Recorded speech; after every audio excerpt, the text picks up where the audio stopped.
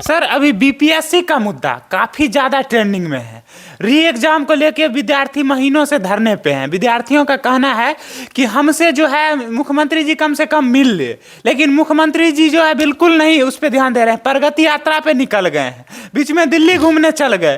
प्रशांत किशोर जी भी 5 दिन से अब आमरण अनशन पे आ गए हैं, लेकिन उनको भी लोग ट्रोल कर रहा है। ना पक्ष ना विपक्ष कोई भी वहाँ नहीं आ रहा है। यहाँ तक कि तेजस्वी यादव भी को लोग कह रहा है कि आप जो है नेता प्रतिपक्ष हैं, आप समय मांगते तो नीतीश कुमार जी देते। क्या कुछ कहेंगे? देखिए, तेजस्वी यादव ने तो लेटर लिखा, चिट्ठी लिख के दिया, और तेजस्वी यादव इसलिए नहीं आ रहे थे कि वो नहीं चाहते थे कि मुद्दा राजनीतिक हो, नहीं हो। इसमें तो सत्ता पक्ष को इनिशिएट लेना चाहिए, कदम उठाना चाहिए।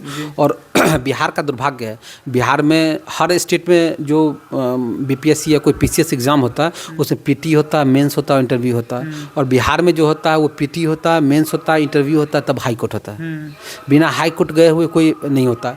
आप एक एग्ज़ाम बताइए जहाँ बिना किसी हंगामे की या बिना किसी आरोप प्रत्यारोप के एग्ज़ाम संपन्न करा लिया गया हो। इसका इतिहास ही है बिहार में। और इसमें सफ़र करते हैं जो मेहनती बच्चे हैं, जो वाकई में जिनके पास कोई सेटिंग नहीं है, बड़े बाप के बेटे नहीं हैं, गरीब हैं, जिनके पास कोई चारा नहीं है, वो सिर्फ अपनी मेहनत पर, अपने जुनून पर हैं, उनको सबसे ज़्यादा दिक्कत होती है कि वो सफल नहीं हो पाता। सर जिस तरीके से लोकतांत्रिक तरीके से वहाँ पे बच्चे धरना दे रहे हैं और वहाँ उनके ऊपर जाके जो है वाटर कैनल इस्तेमाल किया गया, बार बार पुलिस लाठी डंडा चलाई, एक लोग मारे गए, कई लोग के पैर हाथ टूटे, इसको आप किस नज़र से देखते हैं? देखिए, ये तो तानाशाही प्रवृत्ति है, लोकतंत्र की हत्या। बिल्कुल। लोहिया ने संभवतः, हाँ, लोहिया ने ही कहा था कि जब सड़कें खामोश हो जाती है तो संसद आवारा हो जाती है। तो सबसे बड़ी बात है कि आप सत्ता जब कुछ गलत करता है, जो नीतियाँ उसकी गलत होती है, तो लोग उसका कैसे विरोध अपना दर्ज करेंगे। तो यही तरीका होता है लोकतंत्र में कि वो हड़ताल होता है, अनशन होता है, चक्का जाम होता है, इस तरह के प्रोटेस्ट होते हैं। ये एक तरीका है लोकतंत्र का, और ये जिंदा लोकतंत्र का एक उदाहरण होता है। लेकिन जब सत्ता पक्ष तानाशाही रवैये पर आ जाए और ताकत के बल पर, ताकत के जोर पर वो अपने जुल्म से इसको दबाना चाहे, तो ये काफ़ी दुर्भाग्यपूर्ण है। और इसको लोकतंत्र नहीं कहेंगे, इसको राजतंत्र कहेंगे। और नीतीश कुमार चाहते हैं कि भाई राजशाही को फिर से थोपा जाए बिहार में। जी, तो सर क्या लगता है इस पे जो है मुख्यमंत्री क्यों नहीं मिलना चाह रहे हैं? आखिर उनके मन में क्या चल रहा है? चुनाव का समय है और सत्ता के समर्थन से सारा मैनेज हुआ है।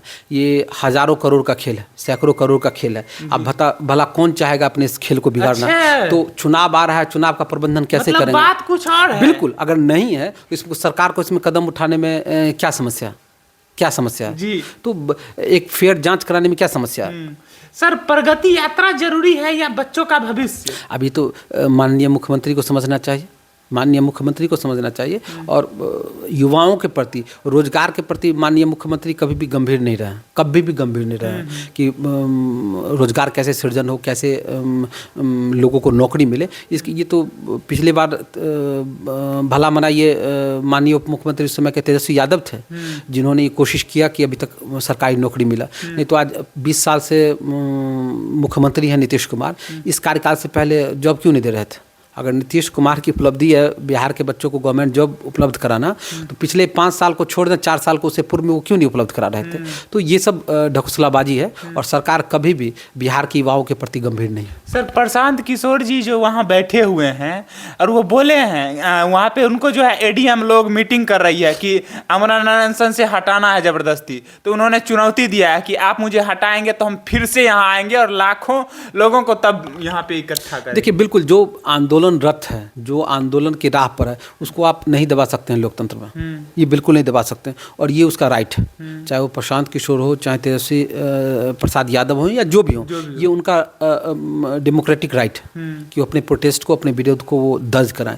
और इसकी तो एक बड़ी परंपरा रही है, चाहे महात्मा गांधी हो, लोहिया हो, जयप्रकाश नारायण यादव हो, वो तो बड़ी लंबी परंपरा है भारत में इस प्रोटेस्ट का। तो ये तो उनका हक है और होना चाहिए। और सर वो जो है प्रशांत किशोर जी के ऊपर कटाक्ष किया जा रहा है, वो वैनिटी बैन लगा के 25 लाख का डेली उसमें खर्च कर रहे हैं लैट्रिन बाथरूम के लिए।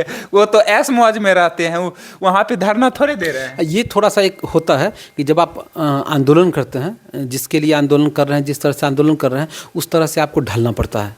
ये थोड़ी सी दिक्कत है, ये अंतर्विरोध है, लेकिन इसके बावजूद भी आपको देखना पड़ेगा कि उद्देश्य क्या है।